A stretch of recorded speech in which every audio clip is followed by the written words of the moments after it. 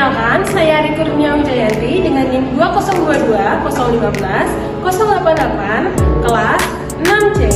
Perkenalkan, nama saya Muhasin dengan NIM 2022 015 084 kelas 6C. Saya Yilda Junita Pratama dengan NIM 2023 0151110 kelas 6C kelompok 2. Nama saya Amanda Sabila dengan NIM 2023 0151118 dari kelas 6C. Perkenalkan, nama saya Triana Bayu Lestari dengan NIM 2023 05181 dari kelas 6C. Perkenalkan, nama saya Fatma Nuroma dengan NIM 2023 015085 dari kelas 6C kelompok 2. Halo semuanya, kami dari kelompok 2 akan mengajak kawan-kawan semua untuk mengekspor kota Bantul. Bantul sendiri merupakan sebuah kota yang terletak di Provinsi Yogyakarta. Di sini kami akan mengajak kawan-kawan untuk mengekspor tradisi, makanan khas, pakaian adat, dan lain sebagainya yang ada di kota Bantul. Mau tahu keseruannya? Ikutin kami ya!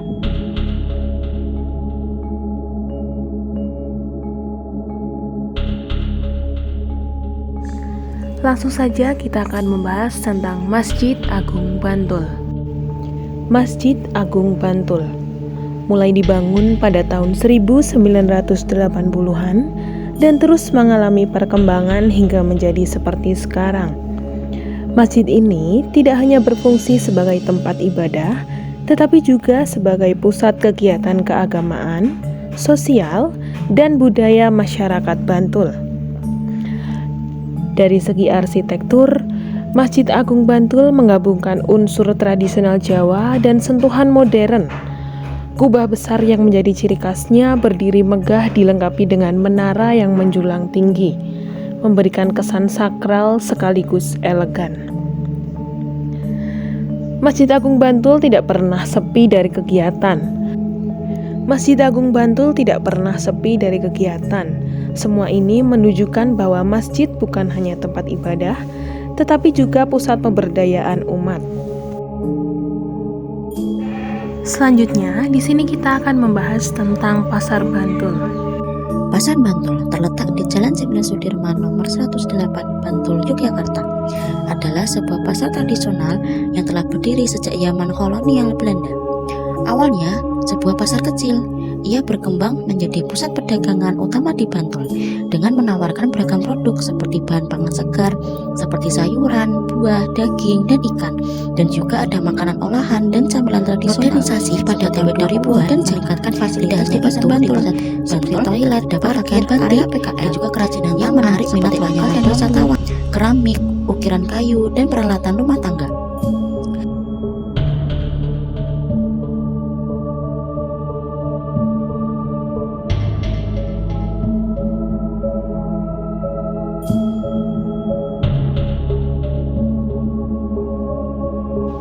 Selain Pasar Bantul, kita akan membahas tentang Hutan Pinus. Hutan Pinus Mangunan adalah destinasi wisata alam yang populer di Yogyakarta, tepatnya di daerah Dino, Kabupaten Bantul. Tempat ini terkenal dengan deretan pohon pinus yang menjulang tinggi, menciptakan suasana hutan yang asri dan sejuk. Hutan ini dikelola oleh pemerintah setempat dan menjadi daya tarik utama bagi para pencari ketenangan, pecinta alam, dan penggemar fotografi. Cahaya matahari yang menembus celah-celah pohon pinus menciptakan efek visual yang indah, terutama saat pagi atau sore hari. Hutan Pinus Mangunan terletak di Jalan Raya, Jalan Hutan Pinus Nganjir, Mangunan, Kecamatan Delingo, Kabupaten Bantul, Daerah Istimewa Yogyakarta. Tempat ini buka setiap hari pada pukul 6 pagi hingga 6 sore. Selain pemandangan pohon pinus yang menawan, Hutan Pinus Mangunan juga menawarkan berbagai spot menarik untuk berfoto, area bersantai, dan terkadang juga terdapat warung-warung kecil yang menjual makanan dan minuman. Udara yang segar dan jauh dari hiruk-pikuk kota menjadikannya tempat yang sempurna untuk melepas penat dan menikmati keindahan alam.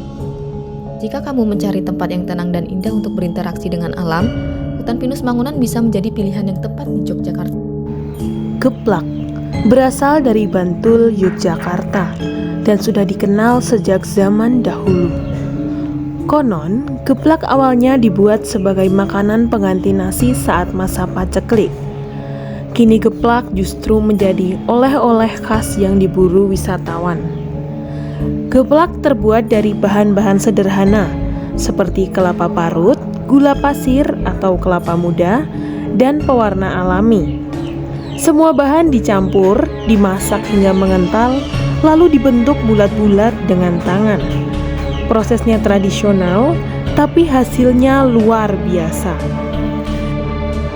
Tak hanya menjadi camilan, geplak juga punya nilai budaya. Dalam tradisi masyarakat Bantul, geplak sering hadir dalam acara hajatan, syukuran, dan kenduri sebagai lambang manisnya kehidupan dan harapan akan rezeki yang melimpah. Geplak bukan sekedar jajanan, tapi warisan budaya kuliner yang harus dilestarikan dari generasi ke generasi.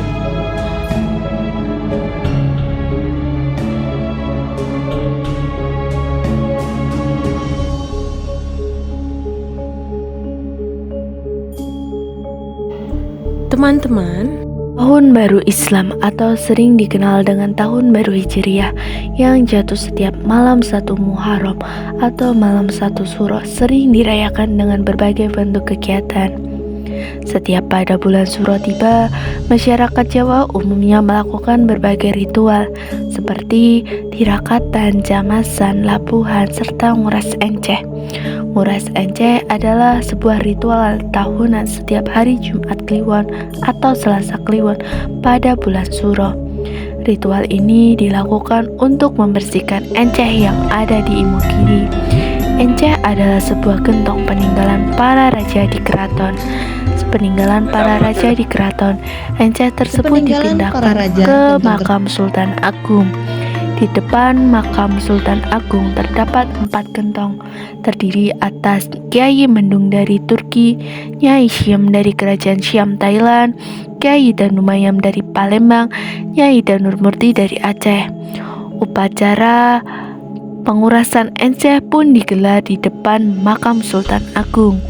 Sebelum menguras enceh, masing-masing dari abdi dalam Kesultanan Yogyakarta dan Kesultanan Surakarta menggelar sebuah tahlilan. Tahlilan digelar di pendopo makam Sultan Agung Hayoko Kusumo. Setelah tahlilan selesai, nguras enceh pun digelar dipimpin oleh juru kunci oleh makam Imogiri. Di dalam tradisi nguras enceh terdapat berbagai makna, salah satunya yaitu arti gotong royong. Kemudian abdi dalam mulai mengambil air enceh milik Kiai Mendung dan Nyai Syam milik Kesultanan Surakarta. Untuk Kesultanan Yogyakarta yaitu Kiai Danumayam dan Nyai Danurmurti. Tradisi ini dipercaya oleh masyarakat sekitar dapat mendapatkan berkah dan menyembuhkan berbagai macam penyakit.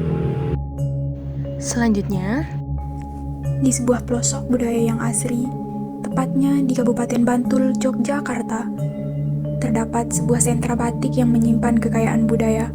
Salah satunya yaitu batik Budirjo Sugito. Batik ini berdiri sekitar sejak puluhan tahun yang lalu. Tempat ini juga menjadi saksi bisu perjalanan panjang warisan leluhur.